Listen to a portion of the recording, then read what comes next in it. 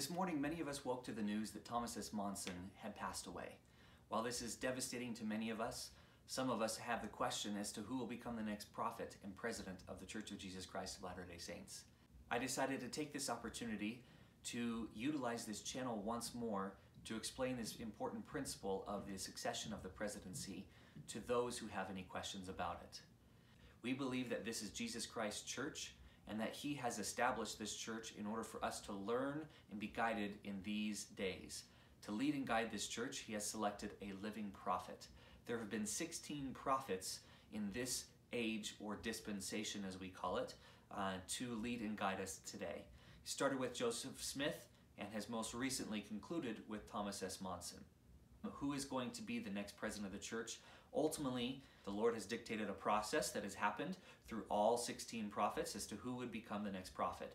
And that has always been the president of the Quorum of the 12 Apostles, or the most senior apostle. Seniority in the Quorum of the 12 is not determined by age, but instead, who has served the longest, who has been there the longest. So, what's happening today? The first presidency has been dissolved. It no longer exists.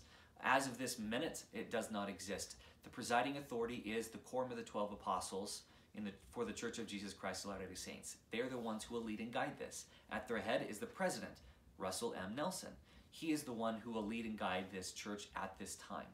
Now, what's going to happen thereafter? Well, he will call a meeting. And in this meeting, he's going to say, hey, we got a couple of questions to decide. So because the first presidency had been dissolved and the two counselors fell back into their respective order within the Quorum of the 12, they all now look to President Russell M. Nelson as president of the Quorum of the 12 as to what these two questions will be. The first being, should we reorganize the first presidency? The second being, should we just let the Quorum of the 12 still lead and guide this church today? There will be a discussion afterwards as to what it is that needs to happen. Then, once that discussion's over, someone will make a motion. And if the motion is to reorganize the first presidency, someone will make that motion and they will select unanimously the next president of the church. Now let me pause right there, because the word unanimously is not something we hear in today's world. The Supreme Court passes judgments based on a majority rule. The Senate and House, majority rule. Other churches, all on majority as well. The Church of Jesus Christ of Latter-day Saints does not select its leader based on a majority. It unanimously selects a president of the church. There's no lobbying, there's no electioneering. It is all done in a peaceful transitional process through revelation. If we believe that this is truly Jesus Christ's church, then we believe that He knows who the next leader should be.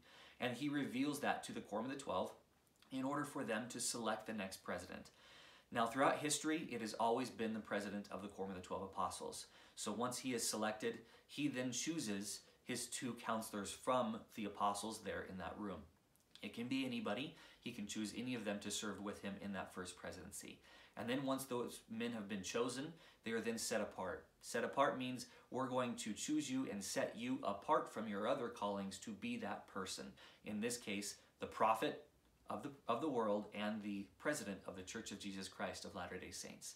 They lay their hands upon him to give him this authority. Well, he already had the keys. He now has the authority in order to lead and guide the church in this aspect and choose how those keys are used on this earth. Now, let's go back in history to Joseph Smith to figure out who would be the next prophet. In 1844, Joseph Smith was assassinated, or martyred and killed, and there was a question as to who would become the next prophet of the church and who would be that president. There was great tumult in Nauvoo, Illinois, where the headquarters of the church was at the time, because nobody knew exactly what was supposed to happen. This had never happened before. Fast forward a little bit, it boiled down into two parties. There was Sidney Rigdon and Brigham Young. Many of the apostles were away on missions at the time around the world and were not in Nauvoo in order to help during this transition. So a few days after Joseph Smith was killed, Brigham Young and Sidney Rigdon had a meeting. Brigham Young was away on a mission and came back very speedily in order to attend this meeting. Sidney Rigdon spoke and said that he needed to be the president of the church because he was in the first presidency at the time. Now it's important to note on the side that he was an estranged counselor to Joseph Smith. There were many excommunications going on at the time of Joseph Smith's death and the years preceding. He had left the presence of the saints and Joseph Smith and was not really the best person to be considered for the next presiding president of this church. Anyway, he decided to speak and said that because he was in the first presidency, it fell to him that Joseph Smith told him so. Later on that day, Brigham Young spoke, and there was a miraculous experience where he was able to speak, and to the people in the audience, it sounded as if Joseph Smith was speaking. In that meeting, he pointed out something very clearly and pointedly. He said that in the months preceding, Joseph Smith had told them that all of the keys of the priesthood had been given to the quorum of the 12 apostles. Now, step back a little bit. What is a priesthood key? That is going to be all of the powers and all of the rights of the priesthood of God to be exercised here on the earth. So all of those were given to the quorum of the 12.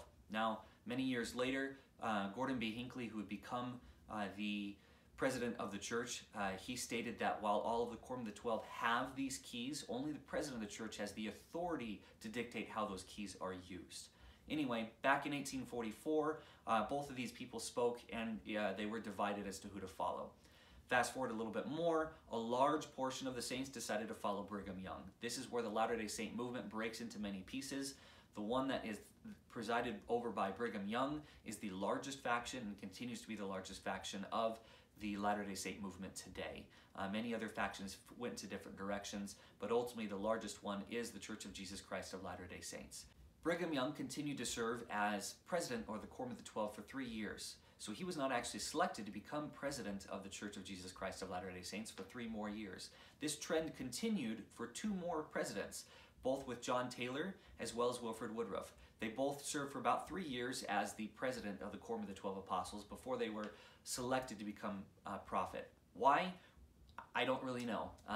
Ultimately, it just hadn't happened right away. It wasn't until Lorenzo Snow, the 4th president of the Church of Jesus Christ of Latter-day Saints and prophet, was selected to become the prophet within days of the passing of Wilford Woodruff. He received revelation that needed to happen right away and not to continue the trend of waiting several days or several years before he became president of the church. So that continued until Lorenzo Snow, and then it's thus happened every few days after the death of the previously selected president of the church.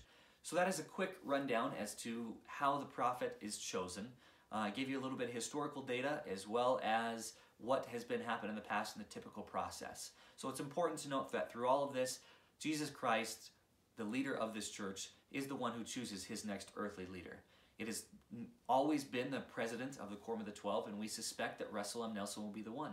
And as of this time at this viewing, it is likely that that is the case, that he is the next prophet of the church. Whether you're watching this today or you're watching this in the future, that is typically what will happen. I want to continue this channel and get this going again, so if you have any questions, do ask them of me.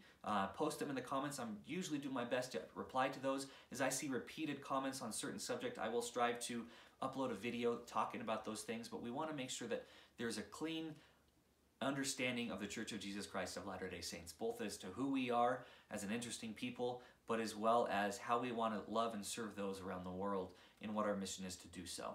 So leave your comments, I'll answer them as best as I can, and I'll provide future videos. Feel free to watch some of my older videos, which are very outdated, terrible video quality. I hope to improve that in the future with new camera gear, both today and audio gear and so forth. But it is something I want to be able to do for you guys to answer your questions. Thanks.